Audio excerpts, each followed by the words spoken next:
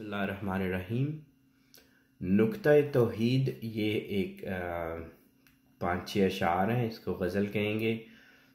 ज़रब कलीम से है नंबर 53। तो बयां में नुक्ता तौहीद आ तो सकता है, बयां में नुक्ता तौहीद आ तो सकता है, तेरे दिमाग में बुतखाना हो तो क्या कहिए। सो इकबाल यहाँ पे ये कह रहे हैं कि जो नुक्ता तौहीद है, जो कि तौहीद का कॉन्सेप्ट है, तौहीद का जो पॉइंट है, मेन पॉइंट, या जो वननेस ऑफ क्रिएटर है, ये जो है ना, ये समझी जा सकती है। ये जो अल्लाह ताला के एक होने का तस्वर है ना, हम कहते हैं कि अल्लाह एक है, तो ये जो एक होने का तस्वर है ये समझा जा सकता है। और ना सिर्फ तसव्वुर, तो तसव्वुर तो एक कॉन्सेप्ट हो गया ना, तो अल्लाह की ज़ात एक कॉन्सेप्ट नहीं है। अल्लाह की ज़ात जो है वो एक वजूद का नाम है, एक जिंदा वजूद का नाम है, जो कि हर वक्त रहने वाला। आप पूरी आयतुल कुर्सी पढ़ें, उनकी खुसूसियात, तो वो एक वजूद है। जिस तरह से ये सारी चीज़ें हमें लगती हैं ना कि ये रियल है, ये इन चीज़ों से भी ज़्यादा रियल। तो वो जो वजूद है ना अल्लाह की ज़ात का, उसके साथ भी इंसान जो है ना कनेक्ट हो सकता है। कनेक्ट इस तरह से हो सकता है कि वो उस वजूद को महसूस कर सकता है, उसकी प्रेजेंस को महसूस कर सकता है। तो अब ये सारी चीज़ें हो सकती हैं, और ये लोगों ने की हुई हैं, इंसानों ने ये काम किए हुए हैं। तो बयां में नुक्ता तौहीद, और नुक्ता तौहीद भी एक्सप्लेन किया जा सकता है, बट तेरे दिमाग में बुतखाना हो तो क्या कहिए। तो दिमाग में बुतखाना क्या होता है, ये मेरे लिए समझने की बात थी और है। तो मैं यहाँ से शुरू करूँगा। आप जाएं, बुखारी शरीफ की ये हदीस है, हदीस पाक है हुज़ूर सल्लम की। Whoever can guarantee the chastity of what is between his two jawbones and what is between his two legs, I guarantee paradise for him. तो हुज़ूर सल्लम ने कहा कि अगर आप में से कोई भी जो मुझे गारंटी दे दे उनकी हिफाजत करने की, जो कि दो जॉज के दरमियान है, ये जो दो जॉज के दरमियान है, और जो दो इंसान की दो टांगों के दरमियान होता है, या जो भी पार्ट्स हैं, तो मैं गारंटी देता हूं कि वो पैराडाइज, जन्नत में जाएगा। तो अब हमें पता है कि किसकी बात हो रही है, हमारे बॉडी पार्ट्स की बात हो रही है और हमारे जुबान की बात हो रही है। तो इन दोनों का, और बात कौन कर रहे हैं, बता कौन रहे हैं, हुजूर सल्लल्लाहु अलैहि वसल्लम। तो जो वननेस का कॉन्सेप्ट है ना, जिसको हम समझने की कोशिश कर रही है, ये भी समझने की बात है कि वो हमें प्रॉफिट मोहम्मद सल्लल्लाहु अलैहि वसल्लम से मिला। तो उनका ही कौल है कि अगर आप इन दो की गारंटी दे दें तो मैं आपको जन्नत की, इंसानों को जन्नत की गारंटी देता हूँ। तो अब ये जो दोनों पॉइंट्स हैं, तो इनका ताल्लुक जो हमारी जॉज के दरमियान है और जो हमारी लेग्स के दरमियान पार्ट्स हैं, इन दोनों का ताल्लुक जो है वो किससे होता है, ये हमारे दिमाग से होता है। हमारे दिमाग में हम इंसान, मैं सीधे वर्ड्स यूज़ करूँगा, हम लोग ऐसी खिचड़ी बनाते हैं, हम लोग ऐसा, मतलब उसमें हम लोग, मैं अक्सर कहता रहता हूँ कि अपने जहन में जुगाली करते हैं, करते रहते हैं। इवेंचुअली ये जो हमारे जहन का जो खिचड़ी होती है ना, जो हमारे जहन में होती है, ये एक्सप्रेस हो जाती है, ये जाहिर हो जाती है हमारे लफ्ज़ों के थ्रू, या जो हमारी बॉडी पार्ट्स हैं उनके थ्रू।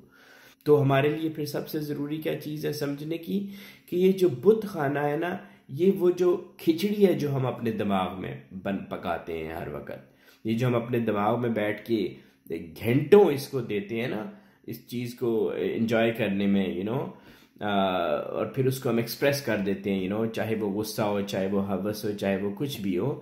तो ये जो है ये दिमाग का बुतखाना है। तो बुतखाना तो हमें साफ करना है। जब तक आप बुतखाना नहीं साफ करेंगे, how can you go and pray मस्जिद में, जबकि किसी भी पाक जगह पे अगर वहाँ पे गंद पड़ा हुआ, खुदा न खास्ता। तो ये that's the starting point in my opinion. अगर तौहीद का पॉइंट समझना है तो इट स्टार्ट्स फ्रॉम देयर। अच्छा, लेकिन यहाँ पे नहीं ख़त्म हो जाती, फिर और भी बहुत सी चीज़ें हैं कि जब हम किसी को मिलते हैं ना, किसी भी इंसान को, या जो हमारे अगेन अपने जहन में ही ये सारे कॉन्सेप्ट्स होते हैं, कि हम जो हम फर्म होते हैं इस चीज़ पे जब हम किसी को इंट्रोड्यूस कराते हैं, तो हम कहते हैं कि भाई हम मज़हब तो इस्लाम है हमारा, लेकिन हम उसको हम पीछे रखते हैं। हम जो हमारी दूसरी आइडेंटिफिकेशंस होते हैं ना, फॉर एग्जांपल सुन्नी है, आप कहेंगे कि जी मैं सुन्नी हूँ, आप उसके ऊपर फर्म हो जाते हैं। सुन्नी कम्स बिफोर मज़हब, इस्लाम से पहले सुन्नियत आ जाती है। फिर उसके अलावा हमारे अपने कल्चर्स होते हैं, हम अपने मुल्कों को, अपनी नेशनैलिटीज़ को, अपने रीजन्स को जिनमें हम रहते हैं, अपनी ज़ुबान को, उनको हम जिसको हमने मुकद्दम समझ लिया, जिसको हमने अपना दिल से यानी कि कहा कि मैं दैट्स व्हाट डिफाइंस मी, कि ये जो है ना मेरी शनाख्त है। और जो इस्लाम या जो मज़हब है वो एंड पे चला जाएगा, और यही होता है, हम ये करते हैं। हम बेशक मुंह से कहते रहें कि मैं मुसलमान हूँ मुसलमान हूँ, लेकिन हम जब उसको एक्सप्रेस करते हैं, जो हम सोचते हैं, जो हम फर्म होते हैं अपने अंदर, वो हम इन चीज़ों पे फर्म होते हैं कि ये चीज़ें हमें आइडेंटिफाई करती हैं, और यही दुनिया का दस्तूर है। तो ये सारे जो है ना ये बुतखाने हैं, ये बुतखाने हैं। तो जब तक कि ये बुतखाना कायम रहेगा, खुदा का तसव्वुर, उसको समझना, उसके वननेस को समझना बहुत दूर की बात है, और यही हो रहा है हम इंसानों के साथ। वो रमज़ शौक के पोशीदा ला इलाहा में है, तरीके शेख फ़कीहाना हो तो क्या कहिए। तो वो रमज़ शौक कि पोशीदा ला इलाहा में, तो दो वर्ड्स हैं, रमज़ शौक और ला इलाहा। सो ला इलाहा जो है ना, कि ये हमारे ईमान का, हमारे कलमे का ये पहला हिस्सा है, ला इलाहा इल्लल्लाह, मोहम्मद रसूलुल्लाह सल्लल्लाहु अलैहि वसल्लम। तो ये जो ला इलाहा है, ये बड़ा इंपॉर्टेंट स्टेप है एक इंसान को। मैंने पहले भी ये वीडियोस में कहा हुआ है कि ये ला इलाहा के स्टेप से गुजरना है। इससे मुराद ये है कि आपको, एक इंसान को, हर तरह से अपने होश व हवास में रहते हुए, अपनी अक्ल को यूज़ करते हुए, जितनी भी अल्लाह ताला ने हवास दिए हुए हैं उनको प्रॉपर इस्तेमाल करते हुए, सबसे पहले वो बुतखाना ख़त्म करने हैं जो जहन में, उनको इस्तेमाल करते हुए उसने इस नतीजे पे पहुंचना है, उसने ये विटनेस करना है, उसने ये गवाही देनी है कि ला इलाहा, कि ये जो मुझे नज़र आ रहा है, जो मैं देख रहा हूँ, जो मैं टच कर सकता हूँ, जो मैं सूंघ सकता हूँ, ये जो पूरी कायनात है, इसमें ला इलाहा, इसमें कोई खालिक नहीं है, बनाने वाला, इसमें से कोई इलाह नहीं है, कोई क्रिएटर नहीं है। फिर आता है कि एक अल्लाह की ज़ात है, जिसने ये सब कुछ बनाया हुआ है। तो और इसको समझने के लिए उसके अंदर एक रमज़ शौक है, एक वो शौक होता है, एक तड़प होती है, इस चीज़, हर चीज़ को नेगेट करने की, और फिर इस नतीजे पे पहुंचने की कि ला इलाहा एक्सेप्ट फॉर अल्लाह ताला की ज़ात। इस रमज़ शौक को मैं यूं कहूँगा कि जो मुझे जिस तरह से जो टच करती है ना ये बात, वो इस तरह से कि जब हम नौजवान थे, जब मैं टीनेजर था, जब आप टीनेजर थे, तो जब मैं टीनेजर था, जब हम टीनेजर थे, तो हम अपनी जवानी में ना, हम बहुत पैशनेट होते हैं, हमारे अंदर एक बेपनाह पैशन, तवानाई, एनर्जी। ये और बात है कि हम उसको उस तरह से यूज़ नहीं करते जिसे हमें करनी चाहिए सही रास्ते पे, हम और तरफ निकल जाते हैं। लेकिन आप उस पैशन को देखें जो कि जवानी में होता है, जो टीन एज में होता है।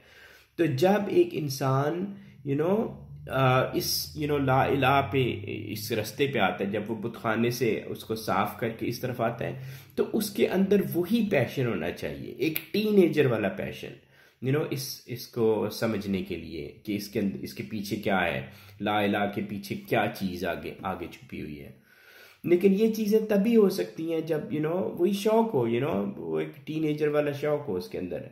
लेकिन तरीके शहर फ़कीहाना हो तो क्या कहिए। लेकिन अगर हर कोई जो है वो एक दूसरे के पीछे लगा हुआ है, यही इकबाल की शायरी, जो शेख और मौलवी और ये सारे, तो तकलीद में रहेंगे तो आप कहाँ से, आपके अंदर से वो आएगा। आप खुद देखें कि जो नौजवान बच्चे जो सिर्फ दूसरों की तकलीद करते रहते हैं, वो उस तरह से ग्रूम नहीं होते। जवानी तो नाम इसी चीज़ का है कि आप एक्सप्लोर करें खुद। उसमें जवानी में भी जो छुप छुप के बैठा रहा दूसरों के पीछे, उनकी तकलीद करता रहा, तो उसको फिर क्या मतलब, वो समझ नहीं सकता। सुरूर जो हक व बातल की कारजार में है, तू हरब व ज़रब से बेगाना हो तो क्या कहिए। तो ये जो हक व बातिल की कारज़ार है ना, ये हर वक्त इस कायनात दुनिया के अंदर हर वक्त ये जंग हक और बातिल की चलती रहती है। ये मैदान है हमारा और ये मैदान शुरू होता है हमारे जहन में जो चल रहा होता है वही जो मैंने अभी ऊपर कहा कि हमारे जहन में सब कुछ ये चल रहा होता है। तो हमने इसको, चूंकि इंसानों ने इसको डिफीट किया हुआ है, इस बुतखाने को गिराया हुआ है जो हमारे जहनों में होते हैं, हम इसको तोड़ के तो उस वननेस की तरफ पहुंचते हैं और फिर वननेस को समझते हैं और फिर उस जात को, उस वजूद के साथ अपना कनेक्शन कायम करते हैं।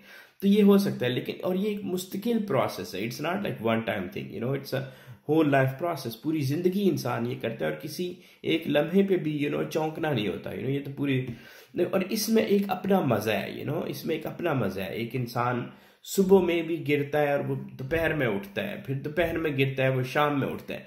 मुस्तकिल वो इस जंग में रहता है।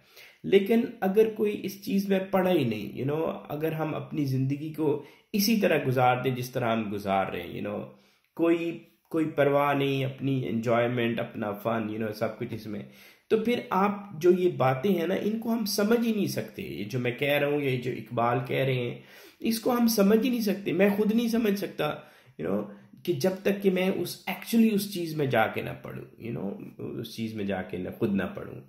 जहां मैं बंदा हुर के मुशाहिदात है, क्या तेरी निगाह गुलामाना हो तो क्या कहिए। तो बंदा हुर होता है जो हर तरह से आजाद हो जाए, ठीक है, हर तरह से आजाद। तो हर जो चीज इंसान को बाउंड करती है ना, जो भी चीज, जो कोई भी कॉन्सेप्ट हो गया जो हमारे जहन में होते हैं, ये सारे जो ये सारे इंसान की रस्सियां होती हैं, ये खींचते हैं उसको, बड़ी जोरदार किस्म की, ताकतवर किस्म की। तो ये हमें यहाँ पे बाउंड रखती हैं इस दुनिया के अंदर। तो जब एक इंसान एक एक अपनी गिरा खोलना शुरू करता है ना, अपने जहन के अंदर ये सारी गिरें खोलना शुरू करता है, तो तू वो तेज चलना शुरू करता है। पहले तो हमें लगता है कि ये बड़ी मुश्किल, सारी चीजें बहुत ही मुश्किल है, समझ नहीं आनी, ये होना नहीं। लेकिन जूं आप अगेन वो उस बुतखाने को साफ करते जाएं, तो जूं आप एक एक गिरा खोलते जाते हैं, तो आगे आसान आप तेजी से चलना शुरू करते हैं। और इस सफर में फिर आपके मुशाहिदात होते हैं, जब एज ए सेट कि अल्लाह की ज़ात से जब कनेक्शन कायम होता है, तो फिर ये दुनिया जो है, जो हमें नज़र आ रही है, ये बदल जाती है। इंसानों को और बहुत कुछ इल्म मिलता है, उनको नज़र आता है, सब कुछ उनको मिलता है। लेकिन ये उनके लिए जो ये करते हैं काम, अब मेरे जैसे बंदे, हम बैठ के, मतलब तेरी निगाह गुलामाना हो तो क्या कहिए, हम अगर, मतलब ये सोच ही हमारी ये है कि गुलामाना सोच कह लें, आप इसको कुछ भी, अब कहीं से भी इसको आप लिंक कर सकते हैं। जिस तरह से हम सोचते हैं, हम अपने नफ्स के गुलाम हो जाते हैं, हम अपनी सोसाइटीज़ के गुलाम हो जाते हैं, हम जो भी दूसरे कर रहे होते हैं हम उनके गुलाम हो जाते हैं, हवस के गुलाम होते हैं। तो जो भी गुलाम होगा, आप आप किसी के मुशाहिदे को आप कैसे समझ सकते हैं। कोई बंदा बेशक बार बार कहता रहे, आप हमें तो वो समझ ही नहीं आएगी। तो तेरी निगाह गुलामाना हो तो क्या कहिए, मकामे फिक्र है कितना बुलंद शाही से, रवश किसी की गदायाना हो तो क्या कहिए। फिक्र अगेन, फ़क्र को मैंने कोशिश की हुई है समझने की। इसको मैंने एक करेंसी कहा हुआ है जो हर डायमेंशन में काम करेगी। तो बेसिकली ये वही करेंसी है जो हमें आज़ाद करती है। जब इंसान आज़ाद हो जाता है तो वो फिर माला माल हो जाता है इस दौलत से, फ़क्र की दौलत से।